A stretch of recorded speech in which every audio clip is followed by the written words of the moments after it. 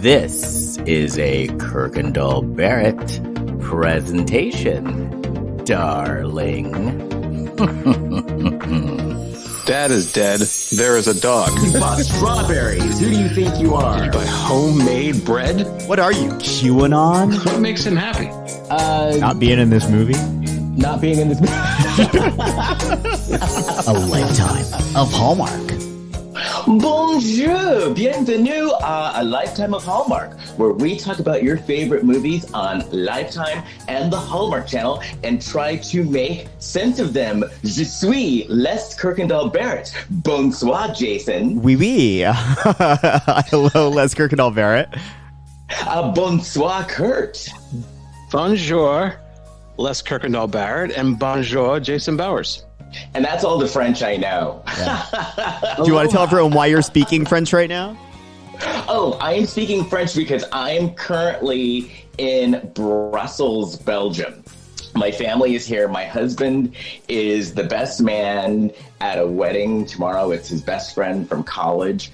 So we are here in Brussels. And for me, it is 3 in the morning. It's 6 there in California, right? 6 p.m., yeah. It's 9 o'clock here in New Jersey. Yeah. See, that's how dedicated I am. I got the most happening hour. Hey, I spent time in Brussels, and I saw your pictures. I was like, oh, I've been to those places. But Brussels, they speak like 3 different languages. It's not They just speak French, yeah. and Dutch. And what's the other one? I know they speak Dutch too. Maybe it's English. They speak we should look it up. But I remember it was a combination. It certainly wasn't just French. And Kurt, I thought about you because I've had some of the best desserts here and some of the best chocolate here I've ever had. Yeah, people get excited about that. I think I just ate some chocolate samples. I was very frugal during my European trip of 2019, so I didn't eat a lot of expensive sweets. Well, I get it. I get it because it ain't cheap. And yeah, but since it's the holidays, they have like these things, like these big Christmas markets where it's basically like an outdoor block party with all of like desserts and food and gifts and hot wine. I don't drink, but everybody drinks hot wine. I drink hot apple juice. That's the kind of thing they always depict in Hallmark movies, and I don't really see for real in the United States. Are those sort of Christmas markets? Yeah. Well, they're there, and people here take their Christmas very seriously. Yeah. I must say. Okay, I have the languages worked out here. So in Brussels, 38% French. Looks like we got 23% French and other language, 17% Dutch and French, 5% Dutch, 17% neither Dutch nor French. There are a lot of English speakers here. Mostly like a lot. Yeah, I would imagine that's a second language for pretty much everyone there. Right. And I tell you what, I have a new love of French guys and Belgian guys. They are smoking hot. And by smoking, you mean they're always smoking. That too. Yeah. Yeah. Interesting. Oh. What? When I went to Brussels, I got bed bugs. So if you see any bed bugs, say hello. I will. Do you think they listen? No, what's that? Do you think they listen to the podcast? Right? I'll say Kurt misses you. They're certainly fans of mine. I just picture the bed bugs. Oh, go ahead. I stayed in the hostel with it was 3 other people sleeping in the room. I was the only one who the bed bugs sucked on. Oh. Because that dessert you eat. I guess. Maybe. They're fans of your Blac Chyna news. Yeah, what is your Blac Chyna news? Do you want to ask the question, Les? Oh. Do you have any Blac Chyna news? Doing a piece of China. China. I'm talking China. The Blac Chyna Report. Here's Kurt Fitzpatrick. Yeah, I have some. This is from E! Entertainment. Why the Kardashian Jenners are trying to prevent Blac Chyna's latest legal request. So here we go. Rob Kardashian's legal battle with Blac Chyna continues to be a family affair as a February 2022 trial looms of Rob's assault and battery allegations against his former fiancée. The mother of his young daughter, Dream Kardashian, has subpoenaed other members of the Kardashian-Jenner family to sit for further depositions as part of her defense strategy. But attorneys for Kris Jenner, Kim Kardashian, Khloe Kardashian, and Kylie Jenner filed court papers on December 14th asking a Los Angeles judge to quash, not squash, but quash. Is that spelled with a K? It's with a Q. Oh. This is the real news. There's a word called quash. So to quash subpoenas requested by Chyna, whose real name is Angela White, the subpoenas must be quashed because they present an unwarranted annoyance, embarrassment, oppression, and undue burden on the non-parties who have already been examined exhaustively by Ms. White in the related matter, the Kardashian-Jenner attorneys argued in court documents obtained by E! News. I'm kind of bored by the story. Anybody else interested in this? This isn't. It's not scandalous enough. What is this? It should be more scandalous. Listeners. Yeah. Like we don't know what she's wearing. I'm pulling the plug on this. Sorry, They didn't mention the phone cord incident, which all of the articles mention that. This is the latest news, though. This is like the latest Blac Chyna news. Yeah, but this is the end of the end of the year. There's a lot of legalese and things getting thrown out in the world because there's no real news to report. Right. Now, I do like the fact though that actually it sounds like Blac Chyna is gaining traction on this court case. And I'm sorry, Les. Would you can No, I just found some more information. Okay, this is on an NBC website. This is a little bit more of the same story. It says yes. It says in a sworn declaration regarding Chyna's alleged assault on Rob Kardashian, he said that when his ex-fiancée is drunk and high, she is very strong. In addition to threatening him with his own gun, Chyna tried to choke him, Kardashian says. While I was in the living room, Chyna came up behind me with an iPhone charger and wrapped it around my neck tightly and started choking me with the charger, Kardashian said. At one point, as Chyna was choking me with the charger wrapped very tightly around my neck, I was fortunate enough to pull the cable off my neck. I went to the master bedroom, which is considered politically incorrect these days, by the way. I went to the master bedroom to get away from her and locked the door. So this is part of the deposition. It's part of the legal information that we're now. Correct me if I'm wrong, but I don't think we've ever heard of a gun being involved in this before. It's like I've been saying for the past few months. Every time we hear this story, it gets slightly more violent than the last time. Because I was like, a gun? I was like, yeah, Jason, you're right. I was like, a gun. I've never heard about a gun. Yeah, next time we hear about this story, it's going to be a bigger gun. It's going to be like an assault rifle or something. And then the next time it's going to be like there's hand grenades too. And that brings in a whole other level of discussion too, because it's like, okay, so you have a little kid and you have a gun like lying around your house. You know, a lot of people should be locked away. A lot of people are in that situation, unfortunately. No, a lot of people do, but you're supposed to have your guns like locked away. Well, and this is a totally different conversation I think we wanted to have, but I think that's the problem is people are supposed to lock it away, but don't, or it's not as secure as they think it is, hence unexpected problems. Right. Well, you know what? I don't know if it's the hour of the day or what, but after hearing a gun, I want them to do a Lifetime movie of the Rob and Chyna thing. Oh yeah, they actually should. Because this is series. Because the more we hear, this is sounding like it's right up Lifetime's alley. You know? Yeah. Let's write the script. Let's do it. On this idea. We know the tropes that Lifetime loves. We know Blac Chyna's news. I feel like if anyone is more equipped to write this story than us, I don't know who they are. I'm gonna write it right now. And she could star as herself. All right, Blac Chyna. We're all in. All right, we're gonna write it. No, I wrote a note, but I often write these notes. Usually, my note is contact Tracy Nelson. I write that every time, and I think I did. Tracy Nelson to do it one time. Tracy Nelson could be in the movie. Well, she'd she's be like, certainly good. she could either be like a lawyer or she could be Black Thomas. I don't know if Blac Chyna's lawyer is male or female, but I wonder if female lawyer. Did you hear that story last name so many times? Did you hear that story last week about how Kim passed what's known as the baby bar exam? Yes. So she's like a step closer to becoming a lawyer. I wonder if she's consulting on her family's legal team. And it's like she's working with Van Jones, right?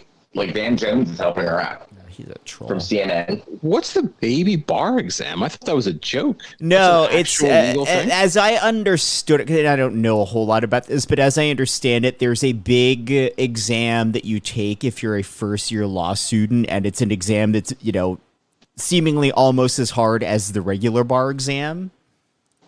Is she a first-year law student? Yeah, well, she had been going to law school for a little while, yeah.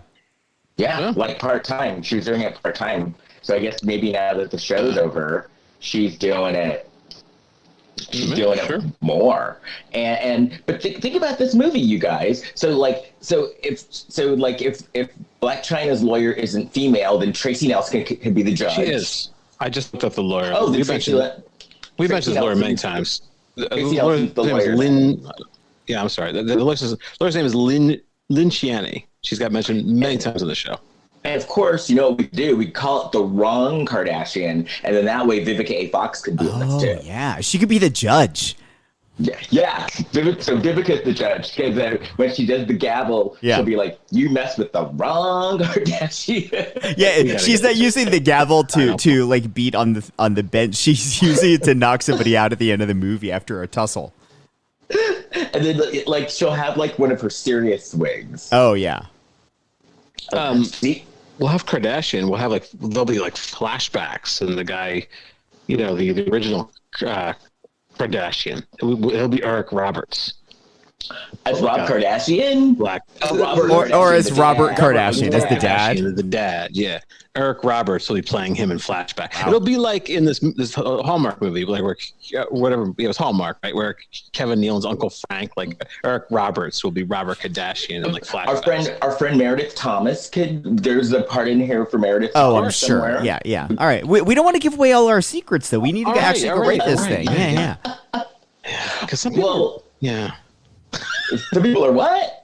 Well, some people will be more proactive. They'll start calling Meredith Thomas, say, "Hey, look, here's the story," and they'll start putting this together before us. Right. I'm registering with WGA right now. Do it. Now, who's going to direct? Yeah. Who's going to direct? I was thinking Savage Steve Holland, who directed Better Off Dead and One Crazy Summer. Oh. Then he became a TV director, so he could direct it. We'll have to. That's something we'll discuss. Yeah, we'll get into that because I'm sure there are some former Lifetime stars that direct, or some former Hallmark stars that may possibly direct. We should keep it in the family. Yeah, I like that plan. Yes. Keep it hire from within. Hire that. Let's hire Regina King. There you go. I like her. Meghan Markle. She could direct. She directed Regina King directed a very good movie. What's it called? It was the one with like Malcolm X. One Night in Miami. Yeah. I thought it was good. And then if Regina King is directing this, we have to have Jackee. Jackee could be Tokyo Tony. Why can't Jackee direct this? Oh. True. She can direct and star as Tokyo Tony. Like, if we're talking about, like, let's get somebody from this world that we want to promote from within, I feel like Jackee is the obvious choice to direct. Right. And then Jackee, and as Tokyo Tony, you go, it's China, ooh. Action. Ooh, that's a wrap. Ooh. We're not skipping on the craft services either. On this that's gonna be a good craft service table. Yeah, that's where most of our budget. Yeah. Most of the budget's going to go towards that. Yeah, because I'm hungry. Right. We're not terribly concerned about how the movie the movie turns out. We just want to be fed really well on set. Yeah, Right. We just go and eat every day. You got to eat if the movie's bad or good. So look, but we eat well. That's what's important. And I don't know about you two, but whenever I'm in a situation with craft services, I eat a lot of M&Ms. Yeah. There's always a bowl always of M&Ms. M&Ms. I have to say, I always went back when I was doing extra work years ago.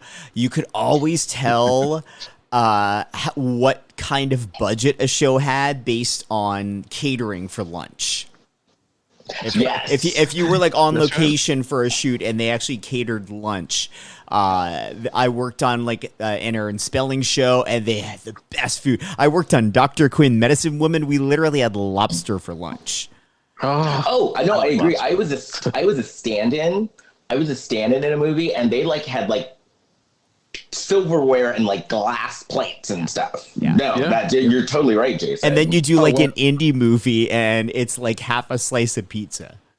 Right. Well, I worked on HBO movies, HBO shows. Oh man, Boardwalk Empire. Oh, it was lush. They had these cakes, and it was fantastic. Then I'd work on any like CW show, and it would be like nothing. I worked on that Sex and the City prequel. I think it was the Carrie Diaries. Carrie Diaries. They got I watched that. Sometimes it was because the show wasn't going that well, so they couldn't really afford a lot of stuff. Well, and CW shows don't have the budgets that a CBS show has, even though it's the same owners. But see, I would think for the CW show, since everybody's so fit on that channel, that they would have like healthy stuff. So they I don't. don't know the money. Early Netflix, like I worked on Orange is the New Black, like before it even aired. I don't think they had anything. They brought in like a box of donuts. See, you know what though? I bet that's one of those shows that like you got it during the pilot or like in the beginning stages. I bet like there was like a come up during the years when they started getting nominated for awards. Yeah. So I bet if you went back towards the end, it would be a much better food loving experience. Yeah. It's funny because even as an extra, you can kind of see if a show is going to last because you can see that they're going over budget. You can see that the crew isn't working as well as like a lot of other crews and some of these shows. I remember working on a show called I think it was called Cupid. It was on for like a year. I watched that show. It was with Bobby Cannavale. Yeah. So I remember. That show was always going over. It was always over schedule. Like the Friday shoot was always overnight because they just fell so far behind. That was a premise and show that was greenlit and failed twice because it was on ABC and it lasted like a few episodes. And I want to forget who the original cast members were. It was with the guy. What's that guy's name? Jeremy Piven. Jeremy Piven. Yeah. Piven. And then they a few years later, the creator had like gone on to do like Veronica Mars and some other stuff, so it like had a little bit more clout. So he's like, I didn't get that show right before I want to do it again. So then they did it again with Bobby Cannavale and. Who's the woman that's in all the Ryan Murphy stuff? Who does she normally? Does she normally play like an ingenue, or does she normally play like a She's like the star of every Ryan Murphy show, the main star. Oh, Emma Roberts? No, Kathy Bates. No, the blonde woman. She played Marcia Clark. Oh, Sarah Paulson. Sarah Paulson. Sarah Paulson was in one of the two versions of that show. Oh, maybe I saw her because I used to work on that show I used to work on the show on Friday nights when they were shooting like all night long. All night long. That's funny. All right. Can't keep going over budget. All right, here we go. I feel like we should talk about this movie, even though we kind of already talked about this movie. Sister Swap. Okay. Christmas in the City. Should we give the context Christmas of in the City? Yeah, if you didn't listen to last week's episode, we did Sister Swap, a hometown holiday. Was that the name of it? Yes. Sister Swap, a hometown holiday. And in that movie, they had these two sisters, and we were seeing the storyline pretty much from one of the sisters' vantage point. Now we're seeing the same fucking story, but from the other sister's vantage point. So I don't know how you felt about it, but like pretty much every beat of this movie, with the exception of one detail, was already covered in the first movie. But I do like the fact that as I was watching it, I remember like several times going, "Oh, that's why that happened," and it was basically kind of a you're getting the reason why all of the stuff happened, and it was basically like filling in the holes. I didn't feel there were any plot holes for which I was really had a question mark hanging over my head. I lost sleep last week over the opaque gaps, and I felt this movie filled them for me, and now I can sleep well tonight. No, I really did. I gotta tell you though, I actually really enjoyed it, and I wouldn't mind them doing other movies like this, maybe better written. I liked the concept. I liked the concept. I just felt like if you're going to show one romance for the one sister, and then you're going to show the other romance for the other sister, the second sister's story and her partner's story is sort of getting the short end of the stick, because all the beats of their romance are already kind of given away in the first movie. Well, I got to tell you, though, I thought part 2 was a lot more fun than part 1. Yeah. I think the concept is unnecessary. I love part 2, though, because part 2 is like, we're in the city, so we have black people, we have gay people, we have... So silly. If you're in Salt Lake City, you might as well be. We have the thriving, diverse metropolis of Salt Lake City. When I think Salt Lake City, I think it's super diverse there. Right. Salt Lake City is just a safe version of Newark. I hope they're not listening. Like, Newark's fine. Salt Lake City's great. And I should say that. I haven't spent much time in Salt Lake City. Yeah, but yeah, it did get kind of redundant in parts, but on the whole, I liked it just because I was getting explanations of, oh, well, that's why that person quit, and they had a good reason to quit. Like, you know what I mean? I guess it made a little more sense why, because we were wondering why they just walked up to somebody who was, working in a food cart and asked them to be a chef. Yeah. So there's a little more of an explanation of that. Right. Well, and I will say, I knew from the first movie that some of those things were going to be filled in by the second movie, but none of them were important enough details for me to really actually care if I ever found out why. So the next time they do this, it really does need to be twins. Yeah. But who are they going to find? Candace Cameron Bure. Oh, the Mowry sisters. Tia and Tamara. Yes. Yeah, you do the Mowry sisters. Tia, Tamara, Jackee could be the mom. Tia, Tamara from Family Ties? No, not Mallory. Sister. Mowry, sister, Jackee's daughter. You know who they are, Kurt. I do. Yeah. You know who they are, because they're both like Lifetime and Hallmark ladies. Yeah, we've done movies with them in it. Same movies. Yeah, they do separate movies, but you know who they are. Yeah. Oh, we could do that. We could get Jackee and Tim Reed, because I think one of the Hallmark movies did that before. Yeah, where I think they had so too. them, and Tim Reed and Jackee played their parents. Yeah, because Kurt, they were their parents and sisters. Was Tim Reed in Barney Miller years ago? No, that's in WKRP. Yeah. Okay, WKRP. You're thinking of Ron Glass. Ron Glass, yeah. Who I used to see at the Abbey all the time, who is no longer with us. Oh, really? It's funny. Yes. It's funny you say that, and I was like, huh. And I was like, oh yeah, okay, I see it. And he would wear these okay, so Jason, do you know how sometimes there are gay men of a certain wear this, or are we outing him, or what's? No, he was out. Okay. He was out. I don't know that he was out or not, but he was at the Abbey.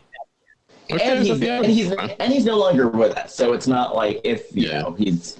But so Jason, have you ever seen those older gay men that kind of wear the Andre Leon Talley sort of a moo sort of a thing? Moo sort of thing.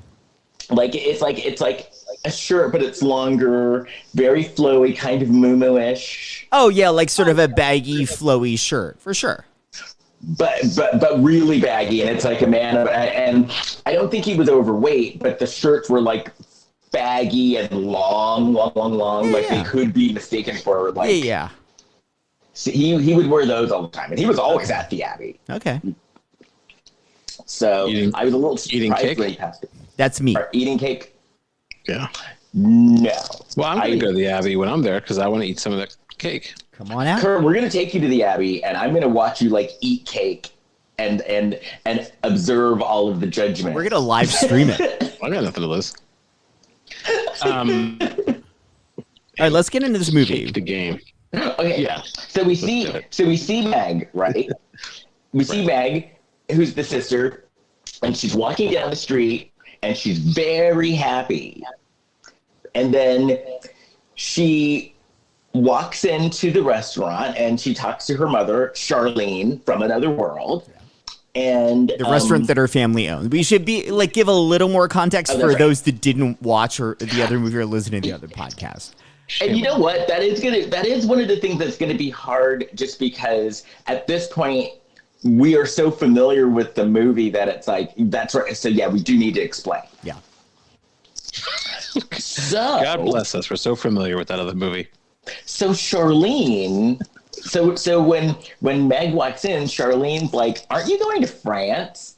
Because Meg in the last movie had talked about how she was going to France, but she was supposed to go with her uncle Kevin Nealon, but the uncle died. I see dead people. And we see him a lot so in flashback throughout both these movies. Kevin Nealon has more of a flashback in this. Yeah, it's more of a role. He actually has dialogue in this movie. Didn't in the other one, really. I find that Meg is really flighty. Like she's very spacey, trying to figure things out. It could be a little hard. Now, here's the thing. I didn't realize that she was the younger sister. Oh, yeah. She I thought is. she was the older one. Really? I did. I think she looks younger. I mean, I just did the math of knowing, Kimberly Williams is the older sister in her character in the movie, and just knowing that she was the bride in Father of the Bride, and that was, 30 years ago. Kind of did the math that, like, she's got to be in her 50s. I think there's a considerable age difference, too. I think it's like 8 or 9 years. Yeah, no, because there's one part they showed a flashback in the theater of them as little girls, and one of the girls was like considerably older than the other, for sure. So then, Meg talks about how she's not sure about France. She says she's going, but she's not sure how good she feels about it because she normally went with Uncle Dave, and since Uncle Dave isn't around any longer, she's going to go by herself. So then Charlene from another world tells Meg that she wants to sell the theater. So Meg goes into the theater and she's she's looking, and she all of a sudden has a flashback of her and her sister learning a dance routine, and Kevin Nealon's directing them. Yeah, some of these kids. What are you trying to say, Kurt? Well, might need a little. If I'm reading your body language correctly, I think this is what you're trying to say. That's not possible. This trail's been closed for 8 years. It's extremely dangerous. Yeah, that's what I'm trying to say. Yeah. Sorry, parents of the kids, but there's still time. Look, Sophia Coppola didn't. They gotta start learning at some point. They're very young, like Right. maybe They're learning now. Yeah. Well, do you think that these kids were maybe friends of somebody? No, I don't know. I think that may have been. I mean, it could legitimately happened. be daughters of one or two of the sisters in real life. They could be. I think it might That might be true. I think in all fairness, I think it's probably hard to find. Is it that hard to find kids who can act though? There's a lot of kids. No, we live in LA. No, it's not hard to find a kid who can act. Well, I mean, in fairness to these children, even though this is funny to talk about, in fairness to these children, go back and watch Father of the Bride or Home Alone and watch Kieran Culkin in that as like a 6-year-old kid and compare it to Kieran Culkin on Succession now. You know, they've got time to grow. Sure. Yeah, and like I said, young Sophia Coppola didn't it was problematic. No, not problematic, but people were not happy with her performance in The Godfather Part 3. Granted, these kids are younger. I don't know. I'm just trying to be tactful. I guess if I really wanted to be tactful, I wouldn't have brought it up at all. But look, kids, this won't be their finest moment of acting if they continue acting. It's okay. They can go take some classes and soon they can do this. That's not possible. Right. This trail's been closed for 8 years. It's extremely dangerous. Yeah. That. Now, here's the deal, though. In the case of the park ranger, do you have to try to be that bad? No. It's not possible. No, some people just aren't natural delivering dialogue. Well, have you ever actually worked with like a true non-actor? Like, have you ever done like a project and they put you with somebody and then you're like, holy shit. Yes. Because they're terrified. Really does take a skill. Yeah, they're terrified. And I see, sort of an analogous kind of thing. Having worked in radio, you put certain people on a mic and they're very comfortable talking, and other people they feel like they have to read and they have to sound a certain radio voice way, and they put on airs, and it's like, just speak. Yeah. No, it does. Isn't that why a director's there, though? Yeah, but a director can only do so much. Yeah, there are instances of directors working with non-actors and getting great. There's a Clint Eastwood movie, right? Like a recent one where he casts like the real people in a situation. I don't know how that worked out though. But also, Clint Eastwood's been directing movies for like 40 years. Well, kind of like that movie that Frances McDormand was in. Nomadland? Nomadland. Yeah, and I thought those people were. Well, in the case of that and the Clint Eastwood one, you had the people, the non-actors that were in those movies were playing people that were very much themselves versus a non-actor trying to be another thing. Like, the park ranger probably wasn't actually a park ranger. No. She may have been just not. The worst is when you ever do improv with someone who's never done improv. That's happened to me like maybe once. The worst. And like somebody's like never done it. Oh, the worst. Look out. Or you go, no, it happens. You go on an audition. That's the way it used to happen. I go on an audition with somebody and they're not an improv person at all. And you've got to do it. So mad. And you've got to do an improv with them. And I had that once in a commercial because they do it a lot in commercial audition. I don't know if they still do, but they used to, really love improv actors. But it's one thing if you're being asked to improvise and it's like you and the whoever's running the camera or whatever. But it's another thing when they pair you up with a complete stranger and you don't know if they have any kind of level of improv skill, and you go in there and like they could steamroll you, they could be absolutely terrible and give you nothing, give you nothing back. It's unfair to both sides, quite frankly. Right. Yep. Right.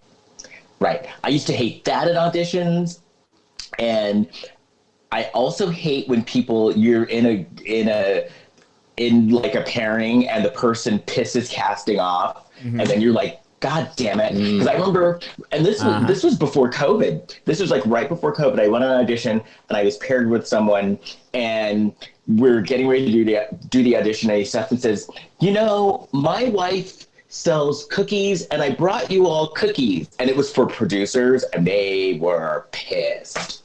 Wait, they make cookies for the guy. His wife had like a cookie. His wife had a cookie company, and so he used the audition as a way to try to have a little commercial for his wife and her cookies. I feel like in that case, like as you're walking out of the room, I would pull the casting director aside and say, "Look, I know I'm not getting this because of that guy, but can you please keep me in mind for future stuff? Because that was not fair to me." There's nothing to lose, right? Because like that guy ruined your shot. Yeah. Oh, totally. And it was like one of these things, like the producers didn't say anything, but you could tell. Like I just felt like the wall go. Doosh. I was like, well, guess I'm not booking this.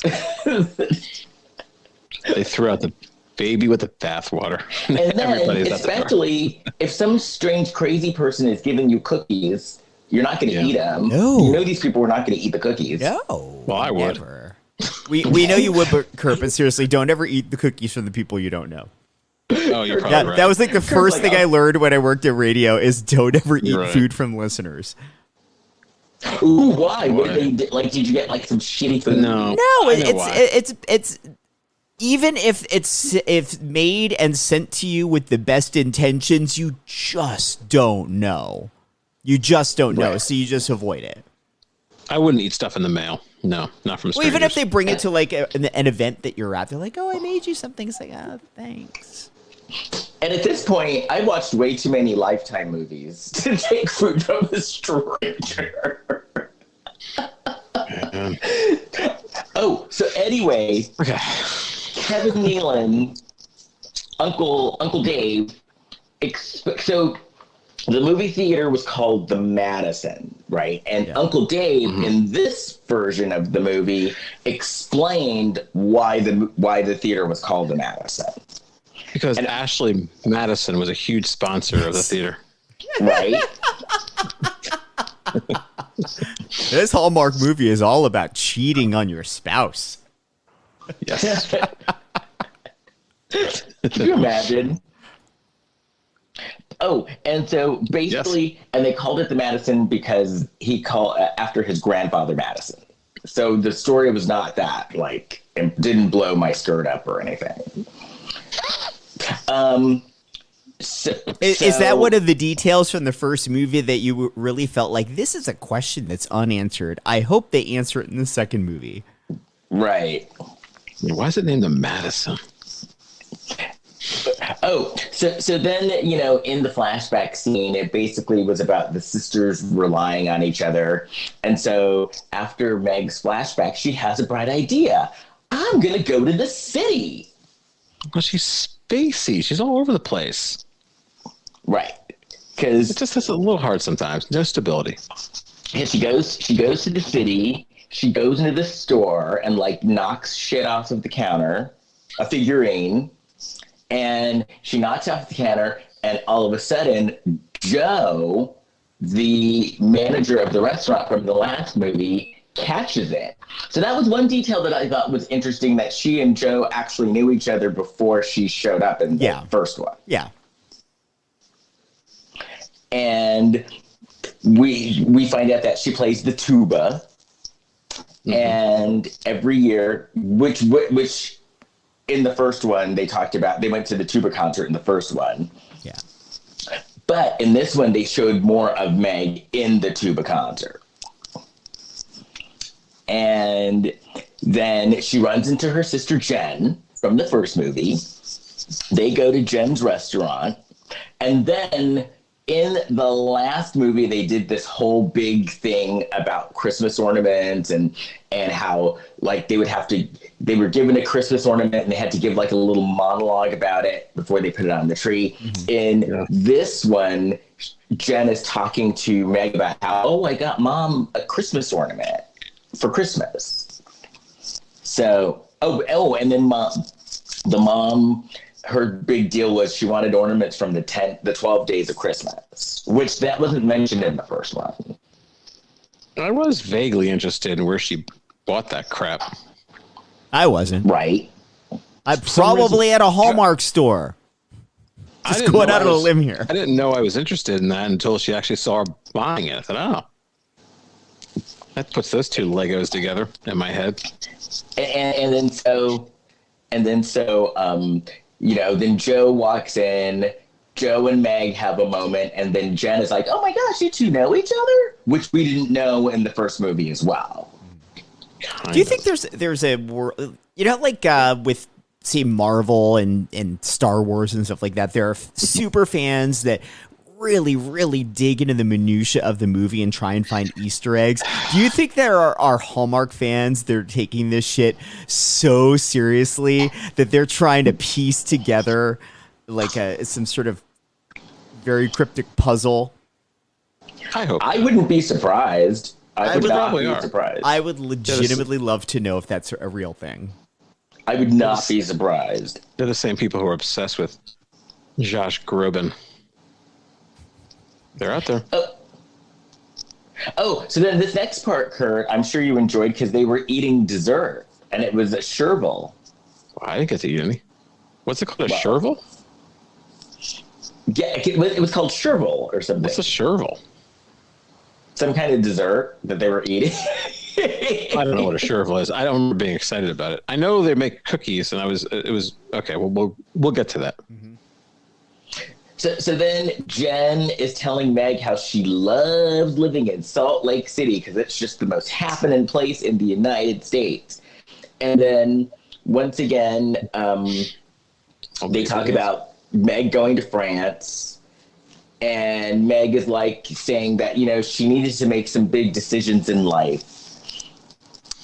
And Jen also needed to make some big decisions in life, and so they decided to have some distance. And then Meg has the luxury of choices. Yes. So then this is where it gets a little interesting, because the waiter in the first movie that didn't say a lot, all of a sudden in this movie has a whole storyline. And he decides to go, he goes and gets some Christmas tapas. And the guy who's making the Christmas tapas, who was in the first movie for like 2 seconds, all of a sudden we find out that him and the waiter have a little flirtation going on. I wonder if anybody's watching these movies in the Bible Belt felt like they were sideswiped. I didn't know I was watching gay people in that other movie. I actually thought of that too, because in this second movie, when it was revealed that, the host of the restaurant is gay and so is the tapas guy, and there's a thing happening there, it's like, I legit didn't see that coming. Right? Well, but it is the city. So get the kids out of the room. Turns out a couple of these people are gay. They're putting their city ways on us. Salt Lake City ways. You're joking, Kurt, but that's a real thing. I'm sure there are people that had that reaction.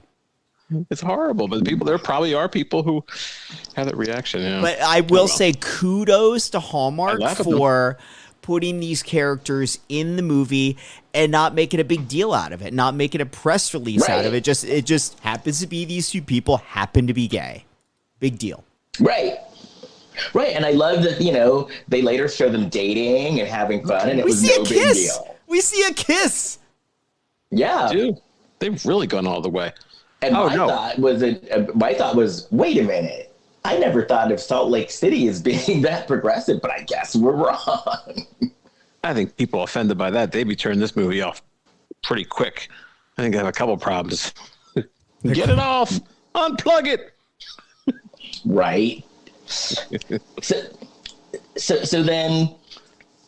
then this is the part where Jen decides that she's going to go home to the country, and Meg decides that she's going to stay in the city. And they tell Meg, or someone was it Meg, the one that's like, don't forget to go to the Christmas market. Mm-hmm. And I think Jen told Meg to go check it out. Right. Yeah. But and that prepared me, because I was telling you guys before we started recording that I went to a Christmas market last night. And in that area in Brussels, right? But what's the name of that area? Because I walked around there. It's like this. It was like this. What is it? My friend is getting married there tomorrow. Beautiful. Yeah, like the big castle and all that. That was where my friend's getting married. Yeah. What is it called? What is it called? I don't know. Forget what there is. Something square, but it's really beautiful. Oh, and so one of the funny things though is that the Christmas markets on the Hallmark movies always to me looked far-fetched. I'll look it up. Well, they're not.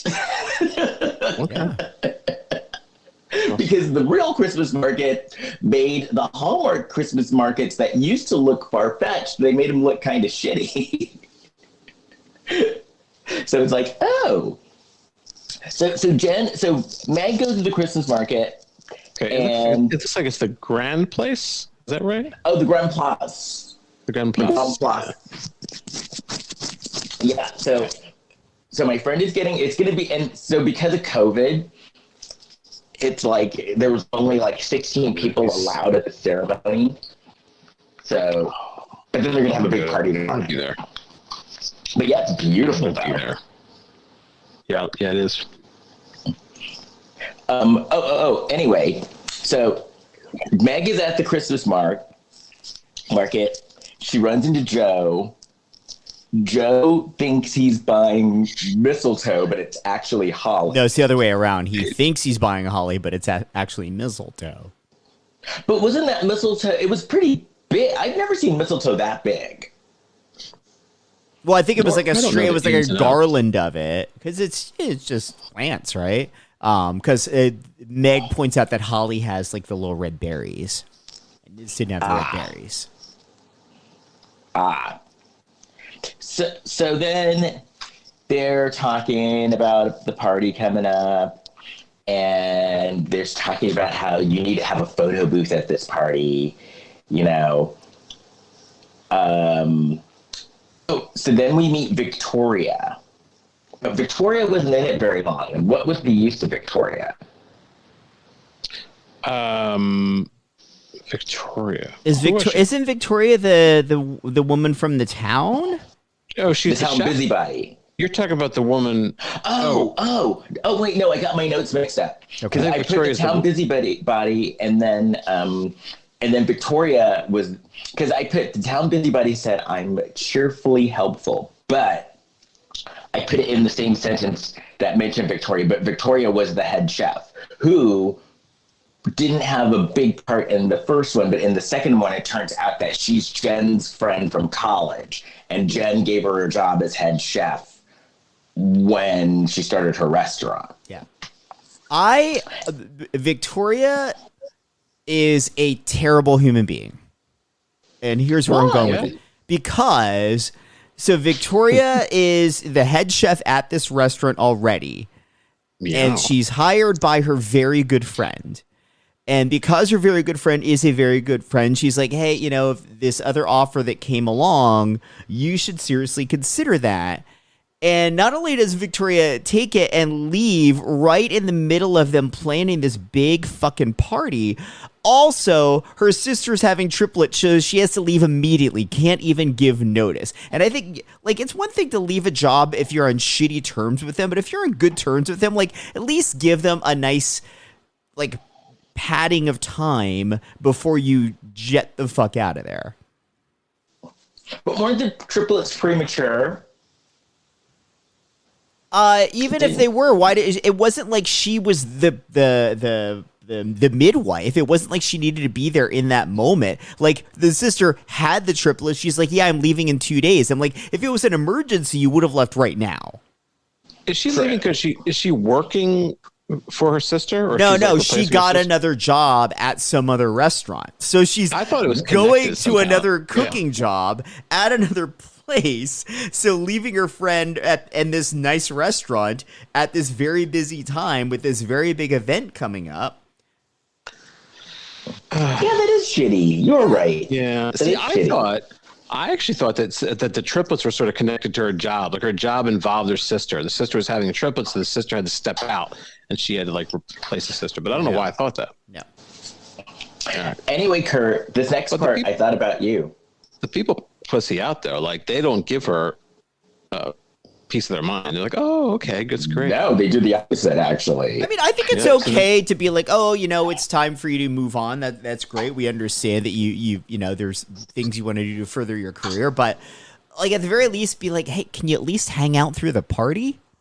Right. This giant party that can make or break this business? She knows she can walk all over them, so she's doing it. Yeah. Kurt, And then they give I her a thought about fucking you going this, away party too. Right. She that's why fucks they them give her all a going away over, party. and then they threw it. celebrate it. A She good should have throw- skipped it. They threw her a good going away party too. These people have a lot of time on their hands, by the way. This Joe runs a restaurant. He's planning parties. He's working like at these volunteering, and Jesus, Joe. Because that's what life is like in the big city. Please teach me your time management. Yeah, seriously, because So- manage a restaurant is no joke. Right. No, really. So Kurt, they had a cookie montage. What did you think? I thought it was very unrealistic. That every single person was incredibly skilled at making cookies. You know, trust me, some of those people would not be making such beautiful cookies. What did That was you Hallmark. think of this restaurant's policy to give free cookies with every order? That sounds good. I don't know if that's going to work out for the restaurant. They could probably easily sell cookies. But sure, I'd be up for I'd eat the cookies. I think it's a nice Whoa. gimmick. You just mark up the food a little bit more, so it kind of covers the cost in like baked in. Pardon the Yeah, pun. and you do it just around the holidays or something like Yeah. that, sure. Or that could be a gimmick. Yeah. There you go.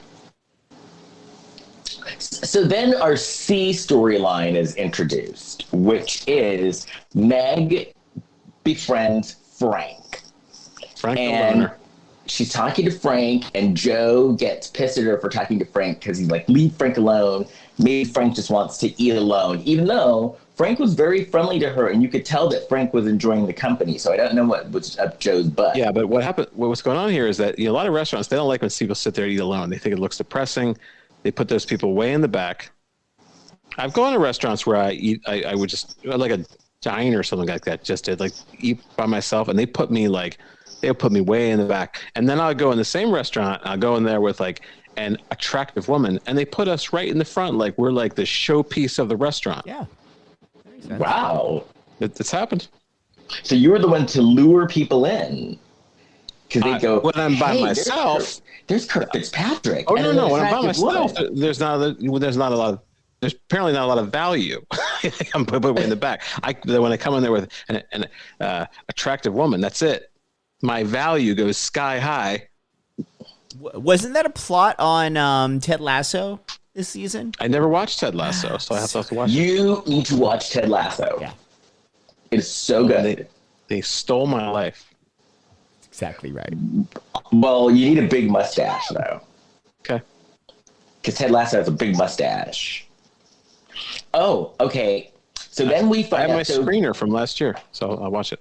So in the last movie, they were really into this contest, and the contest was to win $25,000 for the charity of their choice. And I wondered, why are they so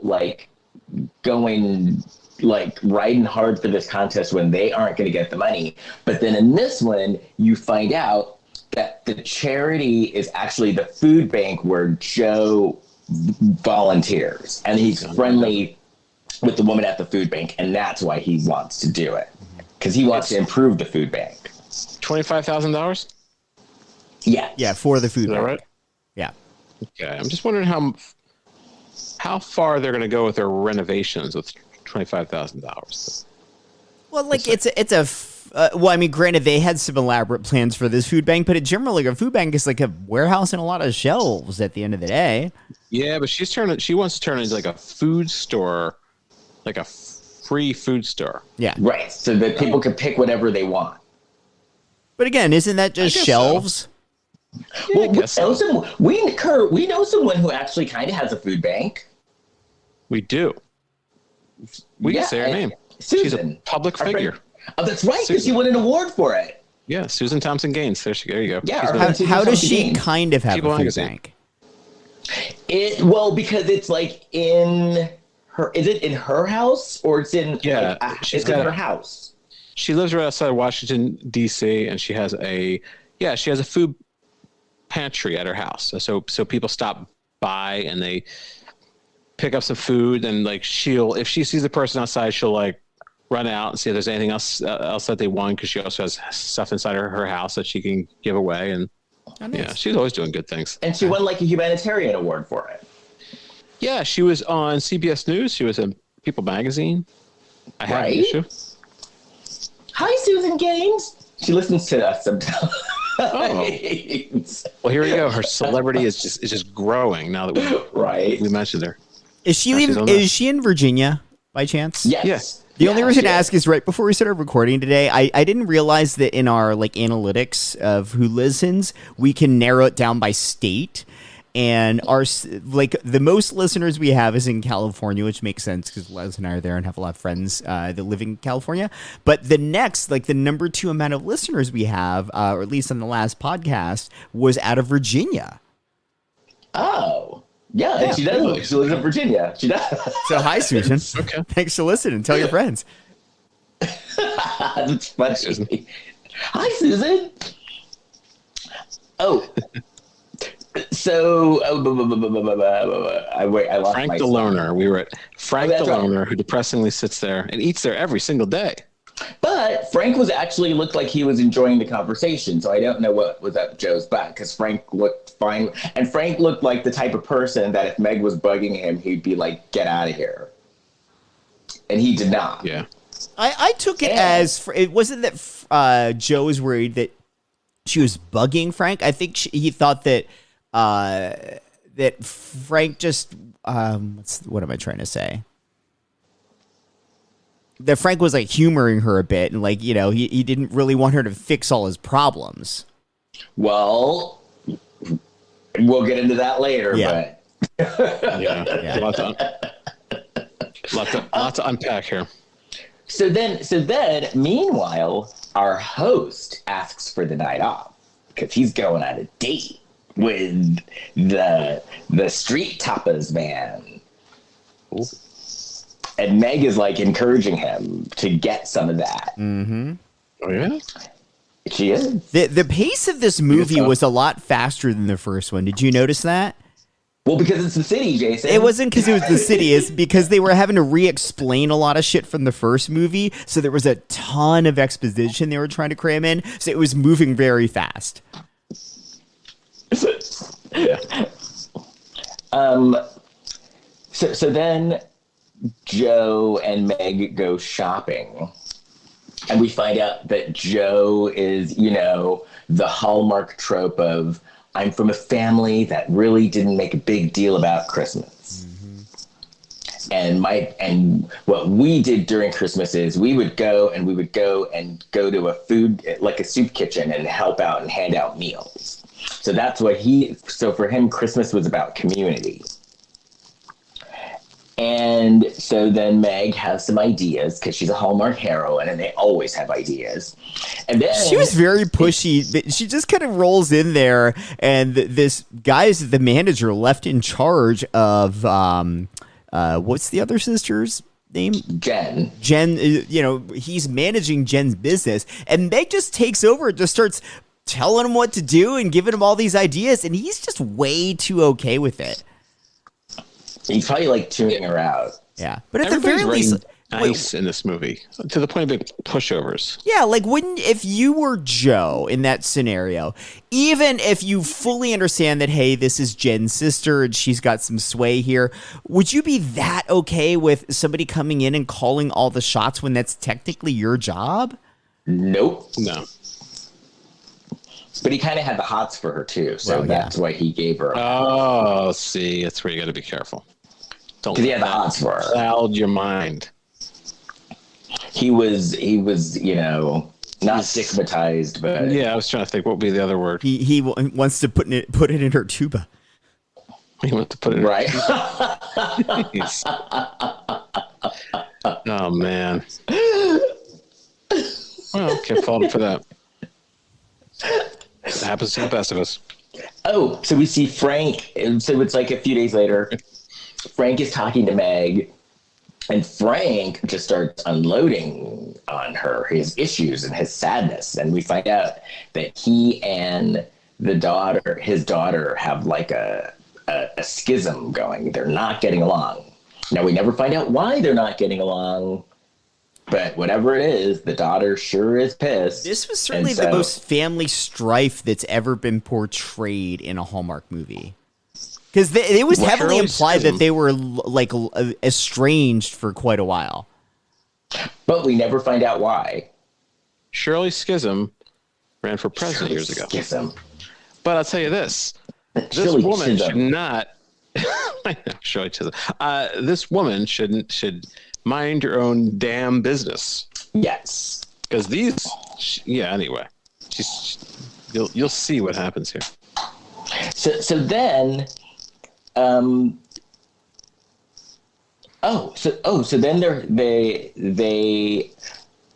going to the food bank, and our gay host invited the gay tapas guy to the food bank on a date. What if someone invited you on a date to a food bank? Hey, you want to go check out the food bank? I'd like it. I actually thought Well, it was go ahead. nice, especially in the world of these Hallmark movies where, the big message in a lot of them is about service and being able to like give to the community. I thought it was nice that like that's just something that was matter of fact to both of them. Right. Plus, Right. it's cheaper than going to a restaurant. Yeah, food, and there's food. What a date! True. Yeah. Now, do you get to eat at the food bank like when you're done serving? I don't. I would imagine in a case where there's food that's going to go bad, and if you've been working all Maybe. day, they're probably like, yeah, hey, take some food because like we've got some left over. But I would think generally like they probably don't want you taking cans there because those are for people that are in need. I volunteered, not at a food bank, but I volunteered where we're like putting food together and we bring it to elderly people. And I didn't eat any of the food. But it was cool seeing some of the elderly people's homes because some of them were like, they were frozen in time from like 1981. Yeah. Mm-hmm. Oh, how funny.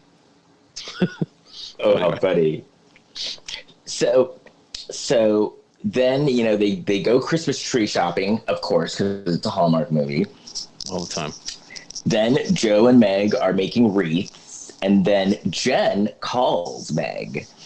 And then, Meg is like, everything's fine. And then Meg is talking to Victoria, and we find out that the party that they're going to have, they have 7 days to get this party together for the competition, which we didn't know in the first movie that it was like that there was such a time limit there.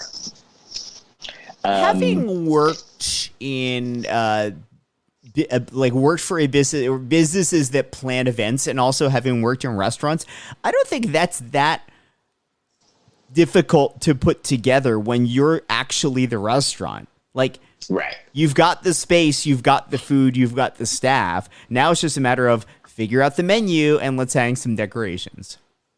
Right. No, you're right. Oh, so then Frank comes back, and Frank is like telling Meg more of his issues, and I guess he says that he was too strict on his daughter, and that was like one of the problems. And then Joe overhears this, and Joe's like, okay, Meg, so people just tell you things, huh? And it's, Meg is a friendly person. So then Meg gets a harebrained scheme. She wants to reunite Frank and his daughter. Bad idea. Bad idea. Mind your own business. You got enough problems. And so then they go back to the Christmas market, and Meg is looking for a Christmas gift for her mother, Charlene, from another world. And then we find out that Meg, they're talking about the opening of the theater, which is what they were planning in the last movie. And Meg talks about how it's just too soon, and she doesn't want to go just because it's going to, she's still grieving her uncle, and so it's just too soon for her. By the way, there's a huge legal problem with this movie. Years ago, the studios were not allowed to own movie theaters. They had to break up the monopolies. And in this movie, they own the movie theater and they show their own produced home movies. I want legal action against these people. Those monopolies were broken up years ago. Well, they didn't show a good movie. Doesn't matter. That won't stand up in court. I'm taking this to the Supreme Court. And I also don't know if that rule still those people busy. exists. I don't know if that rule still exists. I think that a studio may be able to own a movie theater now, but it's they'd rather just people watch it at home and stream it and pay them that way. Yeah. So then Meg is talking to Frank some more, and then she takes a pic of Frank, and I guess she posts it somewhere. There's some newsletter from the food bank, I think. Which that was kind of a violation of Frank's privacy. Well, Frank agreed to it, I think. Yeah, it was a posed photo. He knew he was in it. Ah.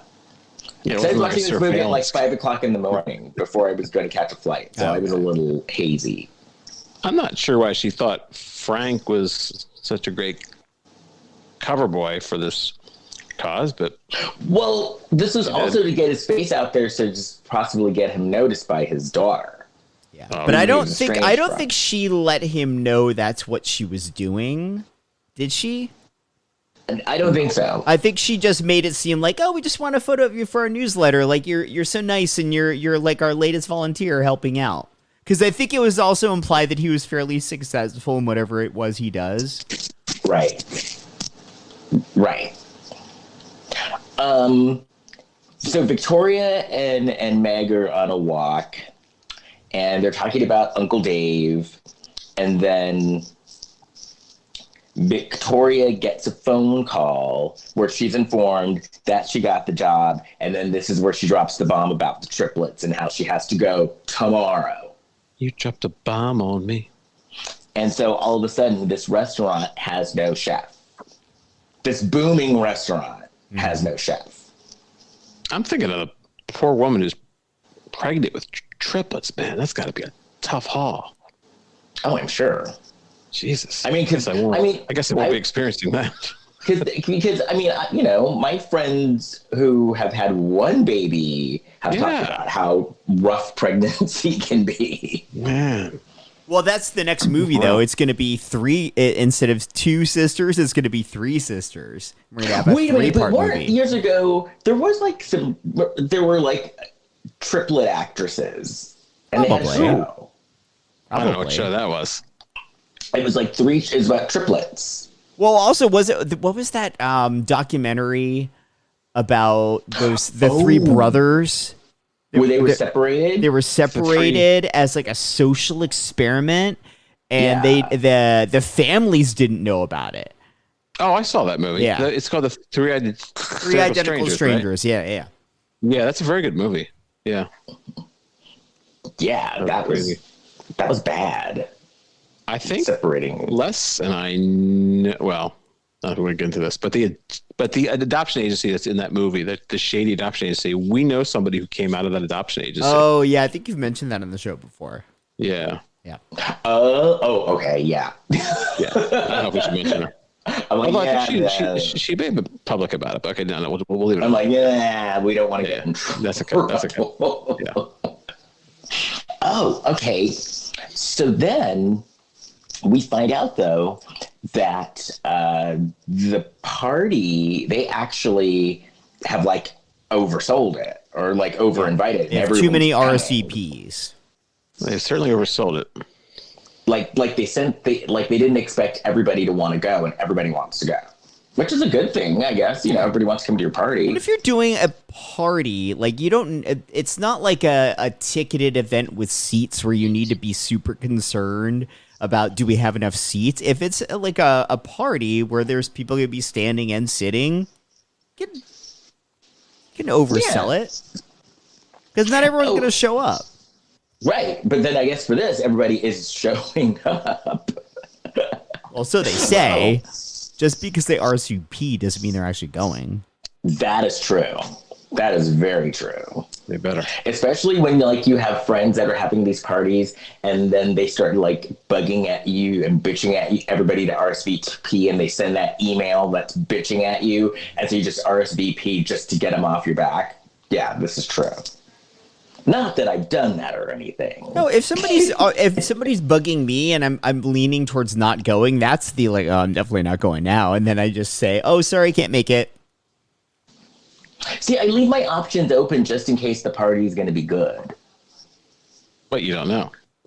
Sometimes, well, you know, you have a friend go earlier and then they text you and they tell you, oh, this is really good. And then you show up.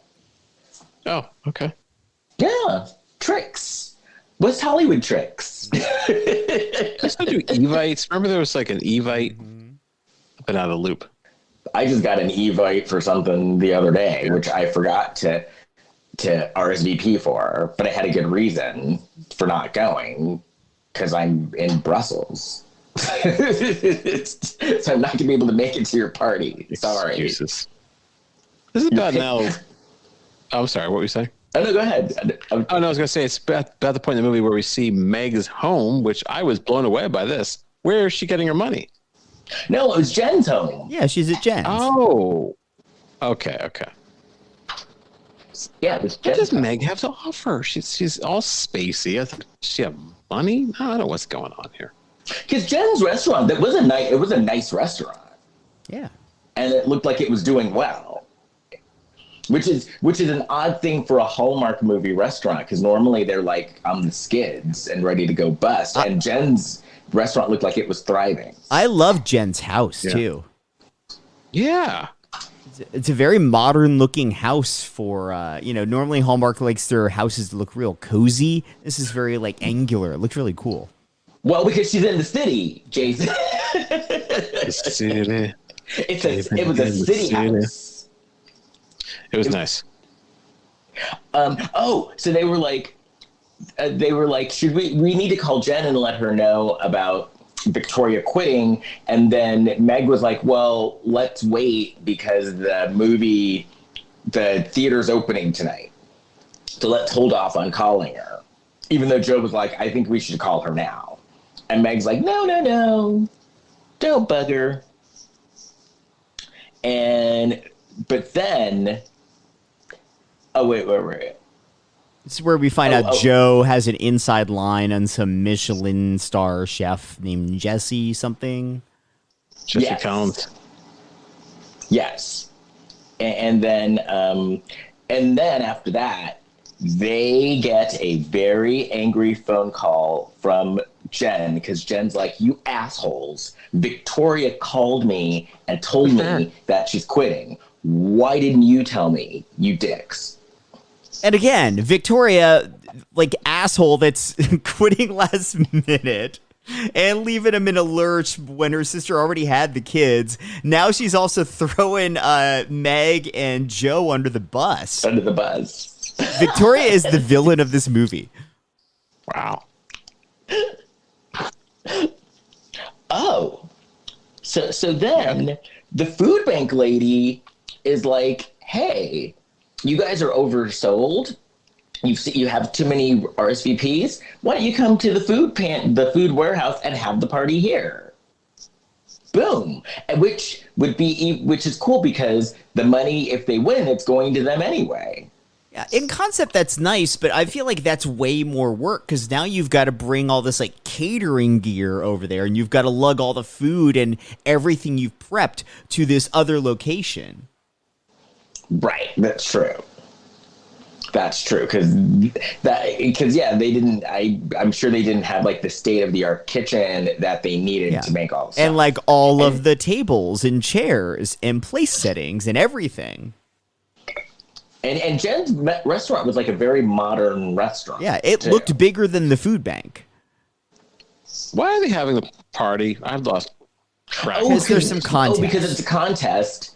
It's a contest. And if they win, they win $25,000 for the charity of their choice. And Joe's gonna give it to the food bank lady. So that's why the food bank lady is like, I'd be happy to help because this money's coming to me anyway. So a restaurant has to hold a party. Yes. Okay. Yeah. It was a contest amongst restaurants in the city. And they narrowed it down to 3 finalists. Oh, so then this woman shows up at the restaurant and she's like, excuse me? I received a weird invitation from Excuse me. this restaurant, and it turns out that it's Frank's daughter, and Meg sent her an invitation. And Frank's daughter is pissed because she was like, you set me up. Well, she basically comes and realizes why she's there, and she immediately is like, nope, see ya, and gets out of there. Right. Look, ooh, Frank's coming right now. Oh yeah, then I'm leaving. And But then did that make any sense to you? Because it's like, well, she showed up because she saw Frank's photo in the newsletter, but then immediately is like, I don't want to see this person that I just sought you out to come see. Well, maybe she wasn't mentally prepared. Clearly. Maybe she's cold feet. Maybe she's not well. But then Meg's like, I don't want Frank to spend Christmas alone. And then this is the part, Victoria quits. She leaves him in a lurch, and they throw her a party. Yeah. A good party. Yeah. And then we find out that Jesse Collins turned them down for the job. But Jesse Collins, if he was supposed to be the star chef, I'm sure that he was happy where he was, and they probably couldn't match what he was getting paid. Yeah. He looked douchey anyway. Oh, he totally did. So then, once again, they talk more about building community, and Meg's like, my dad said, if you build a community, the people will gather. And then Meg was like, she was going to go back to the country for the Christmas tree lighting, but she said that she was going to cancel it. And Joe's like, well, no, let's not cancel it. And then she goes to the country and takes Joe with her. Yeah. And they stop at some like random restaurant and to ask some friend of Joe's, maybe an ex or something, to come be the temporary chef. But they show up in the middle of lunch, and she's like, hey, fuckos, it's lunch rush right now. Maybe go away for a bit so I can actually feed these people. This is called a job. I don't know how you're working your job, Joe, but I actually have to do work. But I did get the impression that she had polished his nub at some point. I think they had some kind of history there. Yeah. Polished his nub. He's seen the inside of her tuba too. Yeah, I feel like she had gone there. Yeah. She's a very, very attractive, busy woman. She makes lots of lunches. Joe had great teeth. He did. Okay. I agree. He had good chompers. Yeah. So Meg and Joe go to Hazelwood. They go to the theater. I'll bite you. Well, wait. First of all, they go and they this whole scene of meeting this woman. She tells them to get lost, and they go for a bad green screen horse-drawn carriage ride. They discuss the concept of dating each other, then go back, and the chick immediately turns him down. There was no reason whatsoever to have that character, that scene in the movie. Because they went and said, can you do it? She immediately was like, nope. In fairness to her, she was probably they came in during her shift, and she was like, okay, you got to go. And then the more she did her shift, the more angry she got, because if Kurt's hypothesis is right, she's like, that motherfucker dumped me, and now he's coming into my restaurant during lunch rush for me to go and be a chef at his new restaurant. Screw him. Hell no. Right, but I'm just talking in terms of the mechanics of this movie. In a movie where they're trying to squeeze in so much exposition anyway, they just introduced a completely unnecessary character and got rid of her as quickly as they introduced her.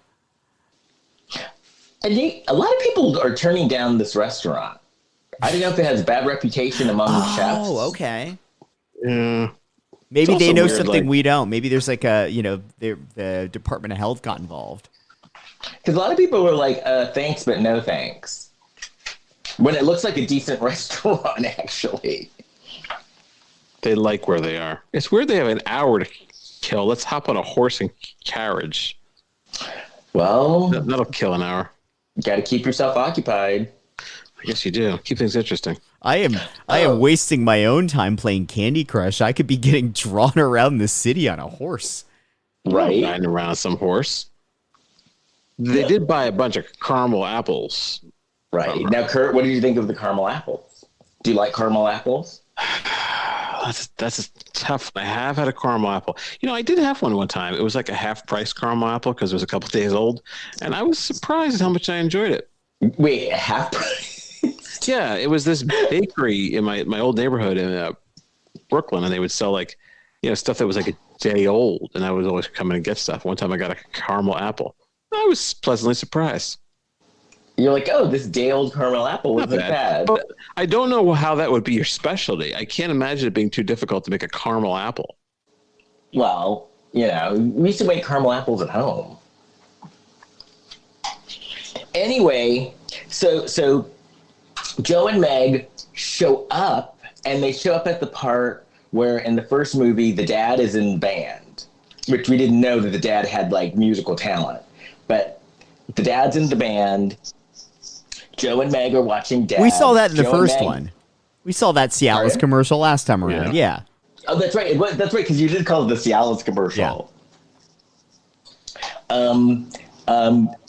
So Joe and Meg almost kiss. Mm-hmm. Then Jen is livid. At least someone has some spine. Jen is livid because Jen is like, you two left my restaurant to come back here when there's no chef there, you idiots. I'm going back to the city right now. And so Jen goes back to the city. And then we get to this, they go through all the city stuff. And then, well, no, they don't. Before they go, Simon, Jen's son, is like, I'm staying in the country. Yeah. And what we didn't know in the first movie was when Simon was telling his mother this, because this was a scene in the first movie, we didn't know that Meg was hiding out and listening to the whole conversation. Snooping, Les, you must love that. I do love snooping, of course. But it seemed like it was lame snooping, because it was snooping without a purpose. Yeah, I don't even remember she was in that scene or not last time. Name of your how-to book, Les, needs to be snooping with purpose. Right? No, it's true. Oh, okay. Oh, sorry, what? Oh, no, I just was going to say she wasn't prepared to snoop. She didn't set out to snoop, I don't think. Oh, so then we find out that Joe slept on the couch. It's lame. Charlene from another world and the dad like Joe. And Meg is still like torn about whether or not she wants to go to France. And Charlene from another world is like, we'll support whatever you decide to do. And then Meg is like, well, at this point, I'm going back to the city. And then Joe didn't know that she was going to France. Yeah, he was pissed. Yeah. But then Meg was like, well, I'm not sure if I'm going to go or not anyway. So that's why I didn't say anything. And then Meg, they're still looking for a chef. Meg has an idea. And we find out that Jen wrote an article about the gay street tapas guy. And I don't think she wrote an article about him. I thought she wrote an article about the concept of, involving your community and the community will come, and she made sure that Martin, the tapas guy, got this article, so he was already clued in to Jen's philosophy before he even met her. So then when they show up, so when Meg and Joe show up with Jen, he's like, oh my God, you're Jen, blah, blah, blah. Exactly. I read your article. It'd be like if I were introducing you to someone, Les, and I told them he loves snooping, he loves soap operas, and he loves Hallmark movies. And then they came and they saw you, and then they just started talking to you about those subjects. You'd be like, oh my gosh, I think we're alike. Right. True. I'd be like, Petticoat. you like Sammy too? Oh, and so then Jen orders everything, but then we saw this scene before. You know, she orders everything, and she orders the red velvet donuts. Kurt, I'm sure you were happy. That sounds good, yeah, but I'm gonna be like 300 pounds if I keep eating all these sweets. And then this is the part that wasn't typically an old Hallmark trope, but I do like it now. When Jen turned to Meg and was like, "Are you and Joe screwing?" Pretty. Damn. She's that blunt about it. She's like, "Are you two screwing?" And then Joe then is starting to fess up to Meg that he wants to be with her, but she's going to Paris, and so that's just not going to work for him. Was this after Martin and Alex kissed? Oh, I forgot about that. Yeah. Because that was when they were ice skating. Yeah. Right? where was the ice skating? Yes, they all went ice skating, and there was a game. Oh, wait, no. This was before the ice skating. So I just looked at my notes. Because Jen gives Meg like a little pep talk. And, she talks about, Meg, I still know that you're grieving, and grief takes time, and it's not a linear thing. And, just be patient, be good to yourself, and don't put pressure on yourself. And then the next scene, they all go ice skating. Because the guys kiss. And they kiss. Yes. And then Joe once again has a talk with Meg, and he's like, Meg, I know you're leaving, so this isn't gonna work. But then Meg was like, Joe, this has to do with the food bank, right? She's like, Joe, you were right. It's like about the food bank, right? I don't even know. Anyway, I checked out of this movie at this point. I'm trying to see. What does she say? She says he's right. He's right because what is he? Well, she says she's not. She's not sure what's next for her, and she wants something, and she's really unfocused. Then Frank's daughter shows up again. Yeah, and they're sitting. What doesn't go well? I want to know, what did he say to her that upset her? Because she's like, you never change. She did storm the fuck out of there. And we have no idea what he said, and we have no idea why she was mad at him. Nina, they never told us. Nina, I haven't seen you in a while. Looks like you put on a little weight. Unless you run that. You never change. Yeah, he said something to her that was rude. I feel like in a Hallmark movie, to elicit that kind of reaction, he probably said something to her along the lines of, I don't like Christmas. Right. How dare you, you heathen. We're in Hallmark territory. She throws mulled wine in his face and storms out of there. I only decorate my house for 5 of the holidays a year. Oh, you never change. So then they go back to Hazelwood. They go to the movie opening, which we've seen before. There's a Monopoly problem I had. Was the movie in black and white in last week's movie? I think so. Okay, because they showed it in black and white, and I was like, I didn't remember it being in black and white in the other movie. Well, what happened, Jason, was a lot of people talked about this with Alfred Hitchcock's Psycho, is when they saw that shower scene, it was so vivid that they remember it in color. So for you, that scene was so vivid to you that you remember it in color. Yeah, that's exactly what happened. So then we find out the magazine canceled everything. Oh, no. Well, there's a snowstorm. Yeah. Right. Well. But they don't care about anybody's safety. They had something anyway. And what else? It was a hit.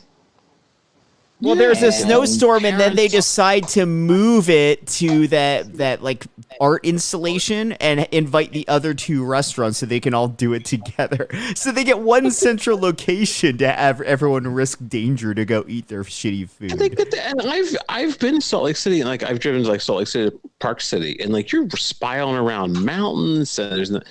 It's kind of dangerous, and it's like her dad's in a wheelchair, and I guess they're sliding him out through the ice. Mm-hmm. I mean, I'm concerned about these people. And then what else happened? Then everything was happy. No, stuff happens, and there's when they're at the are we at the party now? Yeah, we're almost done. We are. Well, they are going to do cookie decorating, which she had suggested before. There's a photo booth. They got a lot of montage opportunity out of that. And he says, I think we make a great team. Yeah. And then Anna, the food bank lady, like accidentally spills the beans that Joe ended up taking a full-time gig with the food bank. So he's not even going to work at the restaurant anymore, but it's not a big deal because Meg's going to be there anyway. And now they can date without it being a conflict of interest. I think they were worried about that in this movie. That works out well. They weren't about that? So they could totally date. Whoa, no. Oh, one of the things that I liked, because we're almost done, but I liked because they gave the gay tapas guy the job, but he and the host talked about, hey, we're going to be seeing each other and working together. Is this going to be a problem? I actually like that they had that discussion.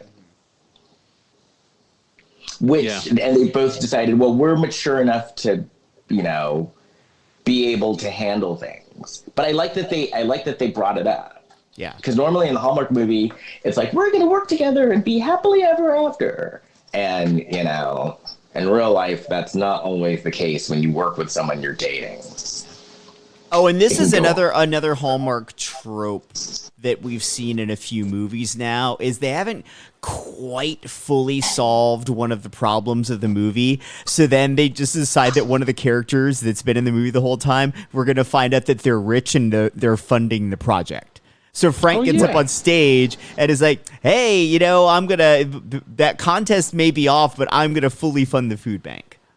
Because my daughter hates me. No, but the daughter loved him at that point because it's Hallmark. Yeah, so she's like, could you add me to the will? I'm hanging out with you now.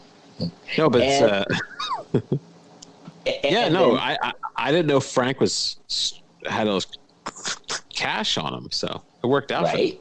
See, that's why you should always talk to your customers and be nice to them. Yeah. And so then, as we knew already, they decided to switch, and Meg and Jen decided to go back and live in the country, and Meg decided to stay in the city. The end. Yeah, but I got to tell you something though. I was actually turned on by a part in this movie, and I don't think that's ever happened in a Hallmark movie. Oh dear, what part? I was legit. I have to be honest with everybody. Where is this going, Kurt? Well, at the end of this movie, so they go in the photo booth and they kiss, but it's not just a kiss. She aggressively kissed, like she grabs him and kisses him. Yeah, I like that. That turned me on. I was like, oh, I actually went back and watched that again. It's a new day on the Hallmark Channel. I like that. That's funny. So, my opinion of the movie was I did enjoy seeing the other point of view. They could have showed them both in one night and had them back to back.